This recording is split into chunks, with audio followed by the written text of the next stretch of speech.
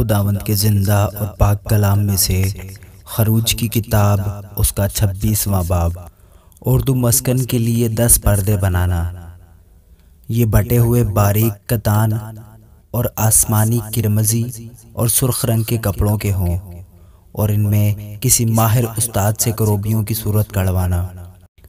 ہر پردہ کی لمبائی 28 ہاتھ اور چوڑائی 4 ہاتھ ہو، اور سب پردے ایک ہی ناپ کے ہوں، اور 5 پردے ایک دوسرے سے جوڑے جائیں، اور باقی 5 پردے بھی ایک دوسرے سے جوڑے جائیں۔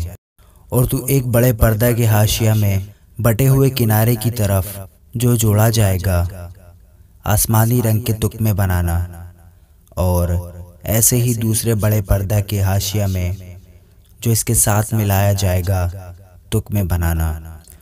50 تکمے ایک بڑے پردہ میں بنانا، اور 50 ہی دوسرے بڑے پردہ کے حاشیہ میں جو اس کے ساتھ ملایا جائے گا بنانا، اور سب تکمے ایک دوسرے کے آمنے سامنے ہوں۔ اور سونے کی 50 کھنڈیاں بنا کر ان پردوں کو انہی کھنڈیوں سے ایک دوسرے کے ساتھ جوڑ دینا، تب وہ مسکن ایک ہو جائے گا۔ اور تو بکری کے بال کے پردے بنانا تاکہ مسکن کے اوپر خیمہ کا کام دے۔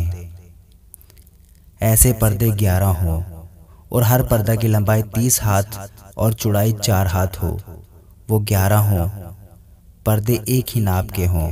اور تو 5 پردے ایک جگہ اور 6 پردے ایک جگہ آپس میں جوڑ دینا، اور چھٹے پردہ کو خیمہ کے سامنے موڑ کر دوہرا کر دینا۔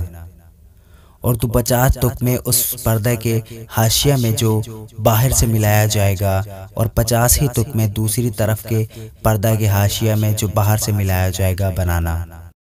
اور پیتل کی 50 کھنڈیاں بنا کر ان کھنڈیوں کو تکموں میں پہنا دینا، اور خیمہ کو جوڑ دینا تاکہ وہ ایک ہو جائے۔ اور خیمہ کے پردوں کا لٹکا ہوا حصہ یعنی آدھا پردہ جو بچ رہے گا وہ مسکن کی پچھلی طرف لٹکا رہے، اور خیمہ کے پردوں کی لمبائی کے باقی حصہ میں سے 1 ہاتھ پردہ ادھر سے اور 1 ہاتھ پردہ ادھر سے مسکن کے دونوں طرف ادھر اور ادھر لٹکا رہے تاکہ اسے ڈھانک لے۔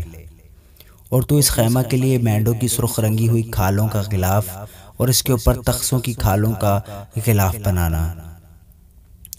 اور تو مسکن کے لیے کیکر کی لکڑی کے تختے بنانا کہ کھڑے کیے جائیں۔ ہر تختہ کی لمبائی 10 ہاتھ اور چوڑائی 1.5 ہاتھ ہو، اور ہر تختہ میں 2 چولے ہوں جو ایک دوسرے سے ملی ہوئی ہوں۔ مسکن کے سب تختے اسی طرح کے بنانا۔ اور مسکن کے جو تختے تو بنائے گا اس میں سے 20 تختے جنوبی سمت کے لیے ہوں، اور ان 20 تختوں کے نیچے چاندی کے 40 خانے بنانا، یعنی ہر ایک تختہ کے نیچے اس کی دونوں چولوں کے لیے 2 خانے۔ اور مسکن کے دوسری طرف یعنی شمالی سمت کے لیے 20 تختے ہوں، اور ان کے لیے بھی چاندی کے 40 ہی خانے ہوں، یعنی ایک ایک تختہ کے نیچے 2 خانے۔ اور مسکن کے پچھلے حصہ کے لیے مغربی سمت میں 6 تختے بنانا، اور اس پچھلے حصہ میں مسکن کے کونوں کے لیے 2 تختے بنانا، یہ نیچے سے دوہرے ہوں، اور اسی طرح اوپر کے سرے تک آ کر ایک حلقہ میں ملائے جائیں۔ دونوں تختے اسی ڈھب کے ہوں۔ یہ تختے دونوں کونوں کے لیے ہوں گے۔ پس 8 تختے اور چاندی کے 16 خانے ہوں گے، یعنی ایک ایک تختہ کے لیے 2 خانے۔ اور تو کیکر کی لکڑی کے بینڈے بنانا، 5 بینڈے مسکن کے ایک پہلو کے تختوں کے لیے، اور 5 بینڈے مسکن کے دوسرے پہلو کے تختوں کے لیے، اور 5 بینڈے مسکن کے پچھلے حصہ یعنی مغربی سمت کے تختوں کے لیے۔ اور وسطی بینڈا جو تختوں کے بیچ میں ہو وہ خیمہ کی ایک حد سے دوسری حد تک پہنچے۔ اور تو تختوں کو سونے سے مڑنا، اور بینڈوں کے گھیروں کے لیے سونے کے کڑے بنانا، اور بینڈوں کو بھی سونے سے مڑنا۔ اور تو مسکن کو اسی نمونہ کے مطابق بنانا جو پہاڑ پر تجھے دکھایا گیا ہے۔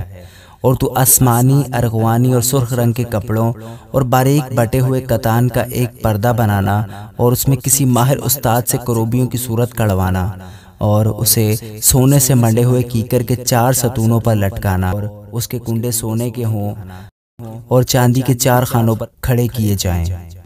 اور پردہ کو کھنڈیوں کے نیچے لٹکانا اور شہادت کے صندوق کو وہیں پردہ کے اندر لے جانا، اور یہ پردہ تمہارے لیے پاک مقام کو پاک ترین مقام سے الگ کرے گا، اور تو سرپوش کو پاک ترین مقام میں شہادت کے صندوق پر رکھنا، اور میز کو پردہ کے باہر دھر کر شمعدان کو اس کے مقابل مسکن کی جنوبی سمت میں رکھنا، یعنی میز شمالی سمت میں رکھنا۔ اور تو ایک پردہ خیمہ کے دروازے کے لیے آسمانی، ارغوانی اور سرخ رنگ کے کپڑوں اور باریک بٹے ہوئے کتان کا بنانا، اور اس پر بیل بوٹے کڑے ہوئے ہوں، اور اس پردہ کے لیے کیکر کی لکڑی کے 5 ستون بنانا اور ان کو سونے سے مڑنا، اور اس کے کنڈے سونے کے ہوں جن کے لیے تو پیتل کے 5 خانے ڈھال کر بنانا۔ آمین۔